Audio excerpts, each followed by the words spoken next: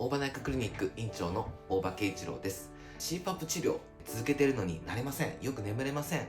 朝起きても疲れが取れていませんという方、ベッド、寝ているところ、環境どうでしょうか？ベッドでしたらですね、マットレスが柔らかすぎないか、硬すぎないか、お布団でしたら硬すぎないか、柔らかすぎないか、今一度確認してみてください。よくあるのが、マットレスが古くなってしまっている。マットレス3ヶ月ごとに頭の部分と足の部分を回転させると良いらしいです。なかなかするの難しいんですけど、あとはお布団ですね、硬くなっていたりとかね、っていう方、時々いらっしゃいます。